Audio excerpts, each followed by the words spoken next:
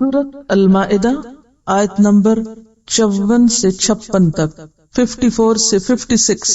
یا ایھا الذین آمنو، اے لوگو جو ایمان لائے ہو، جو ایمان کا دعویٰ کرتے ہو، من یرتد منکم عن دینہ، جو بھی تم میں سے پھر گیا اپنے دین سے، جس نے بھی اپنے دین سے روگردانی کی، تو اللہ کو اس کی کوئی پرواہ نہیں۔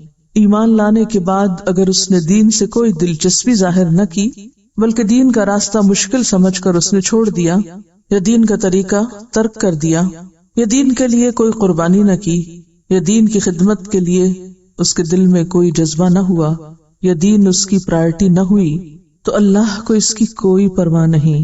اللہ اپنی مخلوق میں سے کچھ اور لوگوں کو لے آئے گا۔ فسوف یأتی اللہ بقوم، تو ان قریب اللہ ایک ایسی قوم کو لے آئے گا، یحبہم ویحبونہ، جو اللہ کو محبوب ہوں گے اور اللہ ان کو محبوب ہوگا، وہ اللہ کو پیارے ہوں گے اور اللہ ان کو پیارا ہوگا۔ اللہ کو بندوں کی ضرورت نہیں، نہ اللہ کا دین کسی انسان کا محتاج ہے۔ اگر کوئی کسی طرح بھی اس کے دین کی کوئی خدمت کر رہا ہے تو اس میں صرف اس کا اپنا ہی فائدہ ہے، وہ اللہ پر اور اللہ کی مخلوق پر کوئی احسان نہیں کر رہا، اور اگر کوئی ایسا سمجھتا ہے تو وہ دراصل خود کو دھوکہ دے رہا ہے، خود نقصان میں ہے۔ اللہ کو ایسے لوگوں کی کوئی ضرورت نہیں۔ اور اگر کوئی شخص یہ سمجھتا ہے کہ اگر اس نے دین کا کام نہ کیا تو دین کا کام ہوگا ہی نہیں، وہ انڈسپینسیبل ہے، تو یہ بھی اس کی بھول ہے۔ کوئی بھی ایسا نہیں جو انڈسپینسیبل ہو، ناگزیر ہو، جس کے بغیر دین کا کام نہ چلے۔ 1400 سال سے دین پھلتا پھولتا چلا رہا ہے، باقی ہے، قائم ہے، دائم ہے۔ اللہ ایسے لوگ پیدا کر سکتا ہے جو اللہ کو محبوب ہوں، اللہ ان سے محبت رکھتا ہو۔ اور اللہ کیسے لوگوں سے محبت رکھتا ہے؟ جو اللہ سے محبت رکھتے ہیں، جن کے اندر خاص کوالٹیز ہیں، جو اللہ کی ذات کو ہر چیز پر مقدم رکھتے ہیں، جن کے دلوں میں اللہ کی عظمت اور بڑائی گھر کر گئی ہے، جو حنیفا مسلمہ ہیں، جو خدا رخ ہیں، جو ہر چیز سے بڑھ کر اپنے رب کو چاہتے ہیں۔ والذین آمنوا اشد حبا للہ، اور پھر کیسے نہیں ہو سکتا کہ جو اللہ سے محبت رکھتا ہو اللہ اس سے محبت نہ رکھے۔ لیکن اس کی پہچان کیا ہے کہ واقعی اللہ اس سے محبت رکھتا ہے اور وہ اللہ سے محبت رکھتے ہیں؟ اس کی پہچان ہے اذلۃ علی المؤمنین، وہ مومنوں پر بہت نرم ہیں۔ اذلہ ذلیل کی جمع ہے، نرم، متواضع، نرم خو، نرم مزاج، فرما بردار۔ اذلۃ علی المؤمنین، مومنوں کے معاملے میں بہت ہی نرم ہیں، اپنے ساتھیوں کے لیے بہت نرم مزاج ہیں، متواضع ہیں۔ اعزۃ علی الکافرین، اعزہ عزیز کی جمع ہے، شدید ہیں، زبردست ہیں، عزت والے ہیں۔ یہاں اعزہ بد اخلاق کے معنی میں نہیں ہے یا جنگجو کے معنی میں نہیں ہے۔ عزیز کا معنی ہوتا ہے عزت والا، ناقابل شکست۔ یہ ذلیل کا اپوزٹ ہے، یعنی فرم۔ اعزۃ علی الکافرین، تو گویا اللہ سے محبت کرنے والے لازمی طور پر ان سب سے محبت رکھتے ہیں جو اللہ سے محبت کرنے والے ہیں۔ یہ نہیں ہو سکتا کہ کوئی شخص اللہ کی محبت کا دعویٰ تو کرے اور پھر وہ سنگ دل بھی ہو، سخت دل بھی ہو، دوسروں کے لیے اس کے دل میں نرمی نہ ہو، محبت نہ ہو، تواضع نہ ہو، اور وہ پھر تکبر سے خالی نہ ہو۔ جو اللہ کی بڑائی کو واقعی مان لیتا ہے وہ ذات کی بڑائی کے خول سے باہر آ جاتا ہے۔ جب ساری تعریف اللہ کے لیے ہے تو پھر وہ اپنی تعریف حاصل کرنے کے لیے کام نہیں کیا کرتا، یا صرف وہ کام نہیں کرتا جس سے اس کو بڑائی کی غذا ملے۔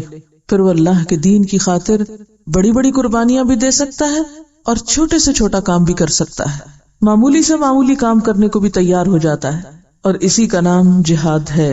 یجاہدون فی سبیل اللہ، وہ اللہ کے راستے میں جہاد کرنے والے ہیں، جد و جہد کرنے والے ہیں، کوشش کرنے والے ہیں، انتھک محنت کرنے والے ہیں۔ اور یہ کوشش اتنی مسلسل کوشش ہے کہ کوئی چیز اس کے راستے میں رکاوٹ بنتی ہی نہیں، نہ کسی تعریف کرنے والے کی تعریف اور نہ کسی تنقید کرنے والے کی تنقید اور نہ کسی مخالفت کرنے والے کی مخالفت۔ اسی لیے ساتھ ہی فرمایا ولا يخافون لومۃ لائم، وہ کسی ملامت کرنے والے کی ملامت سے نہیں ڈرتے اور ڈر کر اپنا کام چھوڑ نہیں دیتے. جس کام کو انہوں نے حق جانا، ضرورت سمجھا، اسے کرتے چلے گئے ہر قیمت پر، ہر حال میں. ذالک فضل اللہ، یہ ہے اللہ کا فضل. یؤتیہ من یشاء، وہ جس کو چاہتا ہے عطا کرتا ہے. اور وہ کس کو عطا کرتا ہے؟ جو خود بھی اپنے لیے کچھ چاہے. واللہ واسع علیم، اور اللہ وسعت والا ہے، علم والا ہے. اس کو سب پتا ہے کہ کون کس چیز کا مستحق ہے، کس کو کیسا فضل دینا چاہیے، کون کس فضل کا مستحق ہے، کس پر کیا انعام و اکرام ہونا چاہیے. اس لیے اس کا یہ فضل ہر ایک کے لیے نہیں، اس کا یہ فضل انہی کے لیے ہے جو ڈیزرو کرتے ہیں. انما ولیکم اللہ، بے شک تمہارا دوست تو اللہ ہے. ورسولہ، اور اس کا رسول.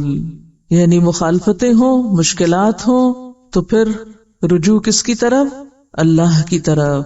اور پھر رہنمائی اس کے رسول سے. اور ساتھ والذین آمنوا، ایمان والوں کا. کون ایمان والے؟ الذین یقیمون الصلاۃ، جو خود اللہ کے آگے جھکنے والے ہیں، جو نماز قائم کرنے والے ہیں. ان کی سب سے بڑی پہچان یہی ہے. وَيُؤْتُونَ الزَّكَاةَ، اور وہ زکوٰۃ ادا کرنے والے ہیں. دوسروں کے ساتھ اپنی نعمت شیئر کر سکتے ہیں، دوسروں کے خیر خواہ ہیں. وَهُمْ رَاكِعُونَ، اور وہ رکوع کرنے والے ہیں. دوبارہ پھر وہی صفت کہ ان کے اندر تکبر نہیں، عاجزی ہے، جھکاؤ ہے. اللہ کے آگے بھی جھکنے والے ہیں اور بندوں کے لیے بھی کندھے جھکا کر رکھنے والے ہیں. وَمَن يَتَوَلَّ اللَّهَ وَرَسُولَهُ، اور جو کوئی اللہ اور اس کے رسول کو دوست بنائے گا. وَالَّذِينَ آمَنُوا، اور ایمان والوں سے دوستی رکھے گا. فَإِنَّ حِزْبَ اللَّهِ هُمُ الْغَالِبُونَ، تو بے شک اللہ کی جماعت ہی غالب آنے والی ہے. کامیابی اور غلبہ ایسے ہی لوگوں کے لیے ہے کہ جو اللہ تعالیٰ کا حکم ہر حال میں مانے، رسول اللہ صلی اللہ علیہ وسلم کی سنت پر ہر حال میں عمل کرنے والے ہوں، اور اختلاف کے باوجود اہل ایمان کا ساتھ دینے والے ہوں. کیونکہ اہل ایمان سے دوستی ہو نہیں سکتی جب تک کہ ان کی طرف سے پہنچنے والی ناموافق، ناخوشگوار باتوں پر برداشت کی صلاحیت نہ ہو. اختلاف کے باوجود جب تک اتحاد کی صفت نہ ہو.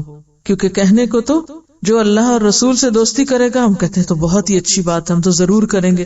اور ایمان والوں سے دوستی کرے گا ہم زبانی اس کا بھی دعویٰ کرتے ہیں، لیکن پھر اس کے بعد عملاً کیا کرتے ہیں کہ کیا واقعی ہماری ان سے دوستی ہوتی ہے، گہرا تعلق ہوتا ہے، یا ہر چھوٹی بڑی خلاف مزاج بات ہمیں ان سے پٹ آف کر دیتی اور دور کر دیتی اور ہم اپنی راہیں الگ کر لیتے ہیں. ایسے ہی لوگ پھر غالب کہاں سے آئیں گے؟ تو یاد رکھیے کہ آج دنیا میں اگر مسلمانوں کو غلبہ حاصل نہیں تو اس کی بنیادی وجہ بھی یہی ہے کہ ان کی دوستی اور محبت اور تعلق کے معیار بدل گئے ہیں. آج اللہ کی رسی کو مضبوط تھامنے کی بجائے، اللہ کے رسول صلی اللہ علیہ وسلم سے اپنا تعلق مضبوط کرنے کی بجائے، اہل ایمان کے ساتھ اتحاد اور اتفاق قائم کرنے کی بجائے، مشکلات میں، تکلیفوں میں مدد کے لیے نظریں دوسروں کی طرف جاتی. اپنوں سے دشمنی ہے اور غیروں سے دوستی ہے. ایسے لوگ غالب کہاں سے ہو سکتے ہیں؟ یا ایھا الذین آمنوا من یرتد منکم، یرتد، ارتد، یرتد سے مرتد، اور ارتداد کا لفظ آپ نے عام طور پر سنا ہوگا. یہ لفظ ہے رے دال دال سے، رد کر دینا، ریجیکٹ کر دینا. ایک تو اس کا بہت عام معنی ہے کہ اسلام کو بحیثیت دین کے رد کر دینا، ریجیکٹ کر دینا اور زبان سے اس کا اظہار کر دینا، اور اسلام کو چھوڑ کر کفر کی طرف، کسی اور دین کی طرف جھک جانا اور اس طرف مائل ہو جانا. یعنی دین اسلام کو رد کر کے کسی اور دین کو اختیار کر لینا. ایک تو یہ معنی ہے، اور اس میں زبان کی ڈکلیریشن اور عملی صورتحال دونوں چیزیں ہیں. لیکن ایک اور بھی قسم ہے لوگوں کی. وَمِنَ النَّاسِ مَن يَقُولُ آمَنَّا بِاللَّهِ وَبِالْيَوْمِ الْآخِرِ وَمَا هُمْ بِمُؤْمِنِينَ، جو زبان سے تو کہتے ہیں ہم ایمان لائے باللہ وبالیوم الآخر، لیکن ایمان کے تقاضے پورے نہیں کرتے، اس لیے اللہ تعالیٰ ان کو مومن نہیں مانتے. وَمَا هُمْ بِمُؤْمِنِينَ. تو یہ دوسری طرح کا ارتداد کیا ہے کہ خود کو مسلمان بھی ظاہر کرنا، اسلام کے دائرے کے اندر بھی رہنا، نام بھی مسلمانوں والا رکھ لینا، لیکن عملاً اسلام کے کسی اصول پر، کسی طریقے پر کوئی استقامت اختیار نہ کرنا، اور خاص طور پر دین کی خدمت کو اگر ہم لیں، من یرتد منکم عن دینہ، یعنی دین بحیثیت دین چھوڑنا ایک معنی، اور دوسرا دین کو اپنی عملی زندگی میں اختیار نہ کرنا اور دین کے تقاضوں کو پورا نہ کرنا، اور قربانی کی سطح پر دین نہ لینا، زبانی سطح پر لینا، قربانی کی سطح پر نہ لینا۔ یہ جملہ لکھ لیجئے، بہت سی چیز واضح ہو جائے گی۔ دین کو صرف زبانی کلامی لینا، جب دین کے لیے قربانی کا وقت آئے تو قربانی نہ دینا، اس وقت دین سے منہ موڑ لینا۔ دیکھیے آج ذرا غور کیجئے کہ اللہ تعالیٰ یا ایھا الذین آمنوا کہہ کے پکار رہے ہیں آپ کو، ٹھیک ہے نا؟ یعنی یہ کسی اور کی بات نہیں ہو رہی، یہ کس کی بات ہو رہی؟ میری اور آپ کی بات ہو رہی، ہم سے خطاب ہے، ہم سے کہا جا رہا ہے اگر تم نے ایسا کیا کہ دین میں ہوتے ہوئے پھر دین کو چھوڑ دیا، اس سے منہ موڑ لیا، ویسے دیندار ہو لیکن قربانی کرنی پڑے، کوئی مرضی کے خلاف کام کرنا پڑے، یا کہیں مال خرچ کرنا پڑے، یا وقت لگانا پڑے، یا نازک مزاج پر کوئی چیز بھاری پڑ جائے، تو پھر کیا کرے انسان؟ دین کے کام کو خیر بات کہہ دے۔ تو اب اس کانٹیکسٹ میں آپ اس کو لیجئے، یہ کون کرتے ہیں؟ یہ کافر تو نہیں کرتے، یہ یا ایھا الذین آمنوا ہی کرتے ہیں، قربانی کی سطح پر دین کو نہیں لیتے۔ یعنی دین جب ہم سے کسی چیز کو دینے کا مطالبہ کرے، خواہ وہ کوئی بھی چیز ہو، خواہ ہماری عزت ہو، وقت ہو، مال ہو، پسند ہو، خواہشات ہو، کچھ بھی ہو، تو اس وقت ہم اپنا دامن چھڑا لیں، پیچھے ہٹ جائیں۔ ارتداد کیا ہوتا ہے؟ پیچھے پلٹنا، ہم پلٹ جائیں۔ ویسے ہم کہیں اللہ سے محبت، رسول سے محبت، لبیک اللہم لبیک، لیکن جو ہی کوئی مشکل پیش آئے تو قدم پیچھے کھسکانا، کام چوری کرنا، ادھر ادھر چھپنا، بہانے کرنا۔ اس کی کیا قسمیں ہو سکتی ہیں یہ آپ کو اب سوچنا ہے۔ عملی زندگی میں ہم کیا کرتے ہیں؟ سوال لکھیے، جب دین ہم سے کوئی قربانی مانگتا ہے، چاہے ذاتی زندگی میں عمل کرنے کی، چاہے اس کو آگے پھیلانے کی، تو اس وقت ہم کون سا دین لیتے ہیں؟ مصلحت والا یا حقیقت والا؟ فَسَوْفَ يَأْتِ اللَّهُ بِقَوْمٍ، اگر تو تم قربانی کے وقت بھاگتے ہو، چھوڑ جاتے ہو، مشکل وقت میں بے وفائی کرتے ہو، تو پھر اللہ تعالیٰ کو تمہاری کوئی ضرورت نہیں، تم تو پھر خس و خاشاک کی طرح ہو جو سیلاب کے اوپر بہتا چلا جاتا ہے اور اس کا کوئی بھی مقام نہیں ہوتا، کہیں اس کا کوئی جماؤ نہیں ہوتا۔ پھر تو تم ریت کے ذرات کی طرح ہو کہ جو ہر ہوا کے جھونکے کے ساتھ اڑ جائیں۔ ایسے لوگوں کی اللہ کو پھر ضرورت نہیں، کیونکہ اللہ کے دین کے کام کے لیے، اللہ کے دین کی نمائندگی کے لیے کس چیز کی ضرورت ہے؟ مضبوط لوگوں کی ضرورت ہے۔ اب صحابہ کرام کا کردار سامنے لائیے۔ فَسَوْفَ يَأْتِ اللَّهُ بِقَوْمٍ، اللہ پھر اور لوگ لے آئے گا، کیسے؟ يُحِبُّهُمْ وَيُحِبُّونَهُ، ان کے اندر اللہ کی محبت ہر چیز سے بڑھ کر ہوگی اور اللہ بھی ان سے محبت رکھتا ہوگا۔ بألفاظ دیگر رضی اللہ عنہم ورضوا عنہ۔ اب یہاں آپ کو صحابہ کرام کا کردار سامنے رکھنا ہوگا، کیونکہ وہ اس کی بہترین مثال تھے۔ یحبہم ویحبونہ کی ان کی بنیادی خوبی کیا تھی؟ اذلۃ علی المؤمنین، وہ آپس میں بڑے نرم مزاج تھے، باہم شیر و شکر تھے، گھلے ملے ہوئے تھے، یکجان تھے، سیسا پلاوی دیوار کی طرح تھے، کأنہم بنیان مرصوص تھے، ایک جسم کی طرح تھے۔ اسی لیے ان کے اندر غیر معمولی طاقت پیدا ہو گئی تھی اور انہوں نے بڑے سے بڑے مشکل مرحلے آسانی سے پار کر لیے تھے۔ صحیح بخاری میں آتا ہے، رسول اللہ صلی اللہ علیہ وسلم نے فرمایا، لا يرحم اللہ من عباده الا الرحماء، اللہ اپنے بندوں میں سے صرف انہی پہ رحم کرتا ہے جو خود رحم کرنے والے ہوں۔ یعنی محبت انسان کے اندر باہم رحمت اور ایک دوسرے کی خیرخواہی کا جذبہ پیدا کرتی۔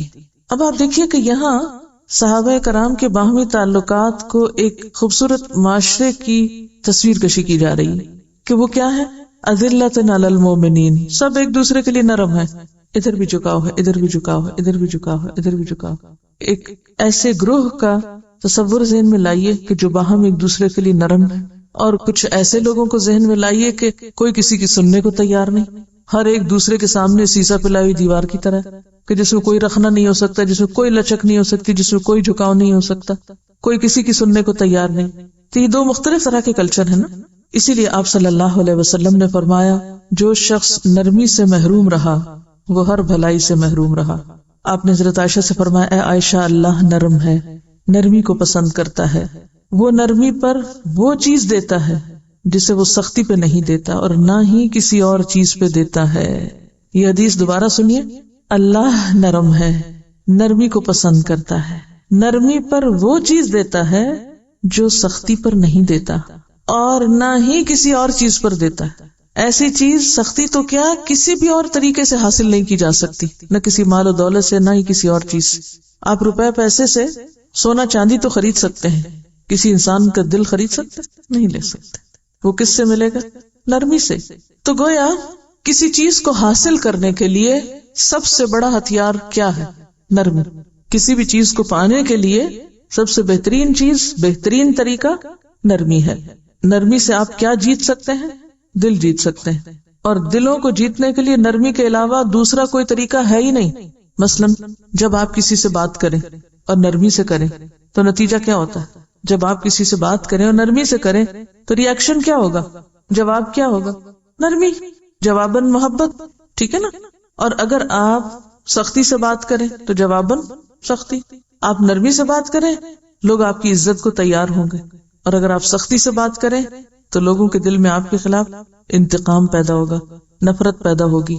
لوگ بھی جواباً کھچ جائیں گے، ڈیفینسو ہو جائیں گے، اور اس سے نتیجہ کیا ہوگا؟ پورے ماحول میں ایک کھچاؤ آ جائے گا، سختی پیدا ہو جائے گی. جسے عام طور پہ آپ کہتے ہیں نا ماحول بڑا ٹینس ہو گیا ہے، عموماً کہتے ہیں نا ماحول میں ایک ٹینشن ہے، کھچاؤ ہے، ہر ایک دوسرے سے بدگمان ہے. کیوں ہوتا ہے ایسے؟ ٹینس کیوں ہوتا ہے؟ جب آپ دوسروں کے ساتھ نرمی کی بجائے سختی سے بات کرتے ہیں تب ماحول میں ٹینشن ہوتی ہے. اچھا اب کیا ہوتا ہے؟ جب ماحول میں ٹینشن ہوتی ہے تو ٹینشن کو آپ یوں تعبیر کیجئے کہ جیسے کوئی رسیاں ہیں، کھچاؤ ہے اور تناؤ ہے. یہ کھچاؤ اور تناؤ آپ کے راستے کی رکاوٹ ہے. جب آپ کوئی کام کرنا چاہتے ہیں تو نہیں کر سکتے. کیوں نہیں کر سکتے؟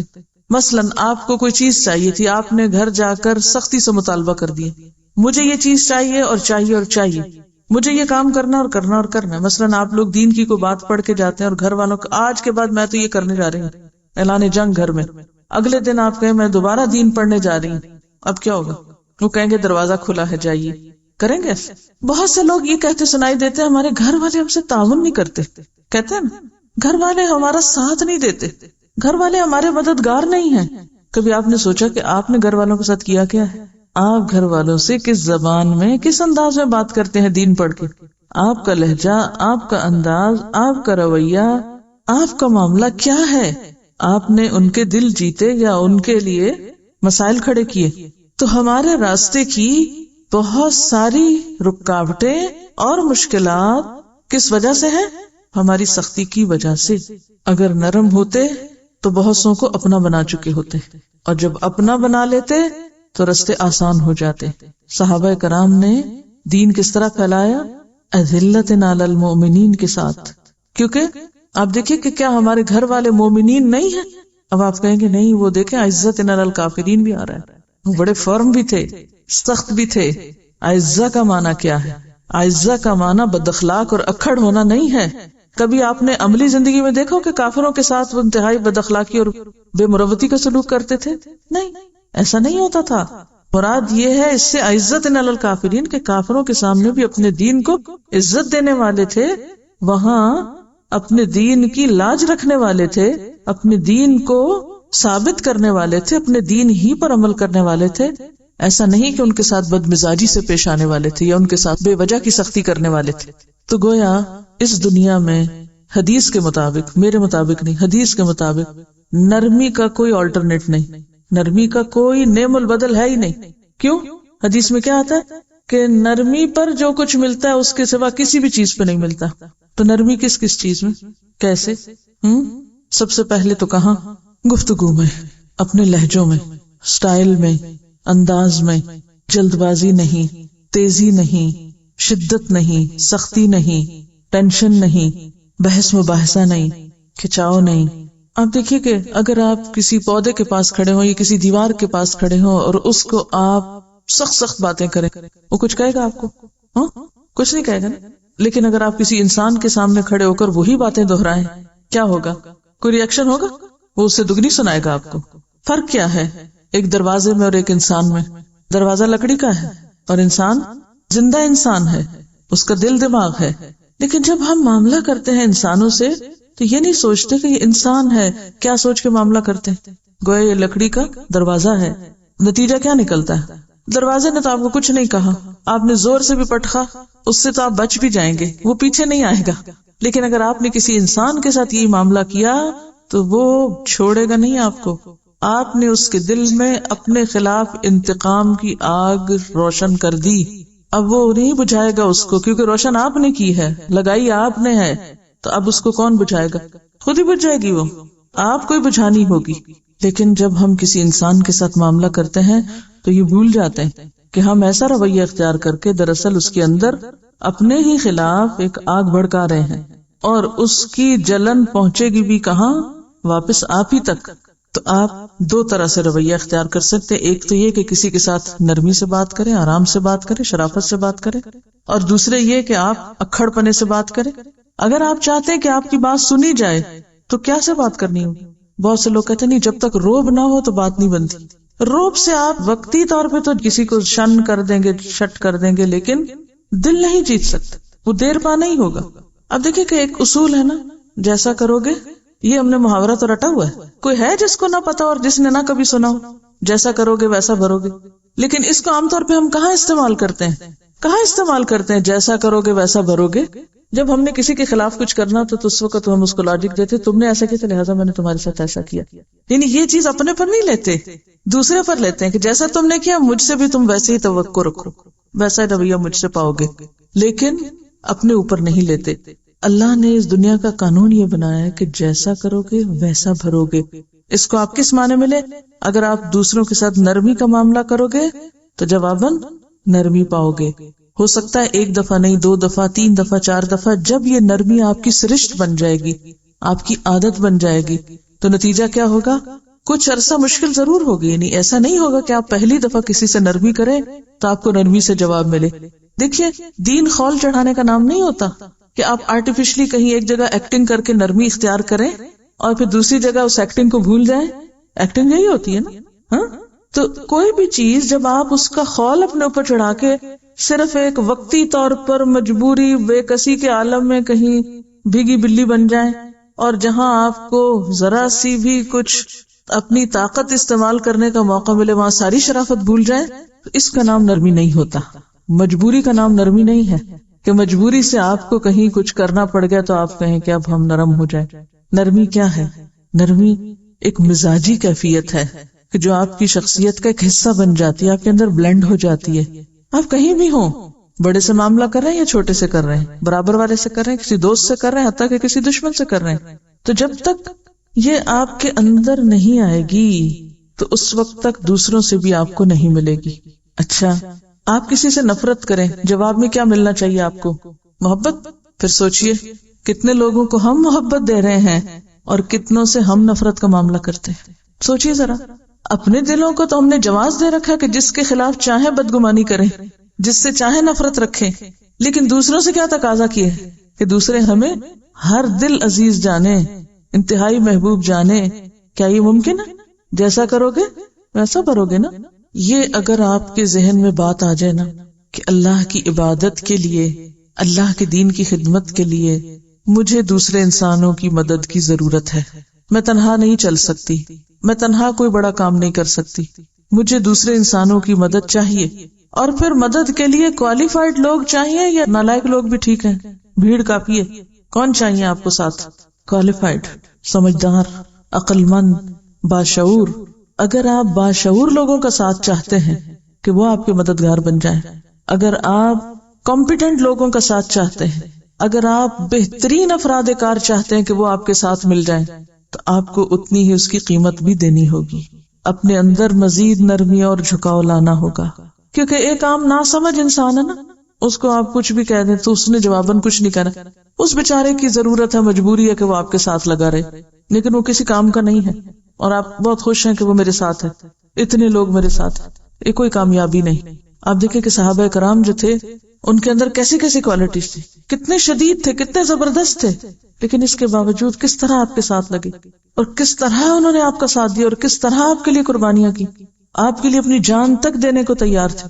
عمر جیسا شخص کیا کہتا ہے، یا رسول اللہ صلی اللہ علیہ وسلم، میں آپ کے لیے اپنی جان قربان کر سکتا ہوں. یہ کوئی معمولی شخص کا کہنا نہیں ہے کہ کوئی ایک مسکین سا شخص جس کے پاس اور کوئی کام نہیں، جس کی اپنی جان کی کوئی ویلیو قیمت نہیں، وہ آپ کے کہے کہ میں آپ کو اپنی جان دینے لگا ہوں. یہ عمر کہہ رہے ہیں کہ میں آپ کی خاطر جان قربان کر سکتا ہوں. یہ چیز انتہائی محبت کے بغیر نہیں آ سکتی.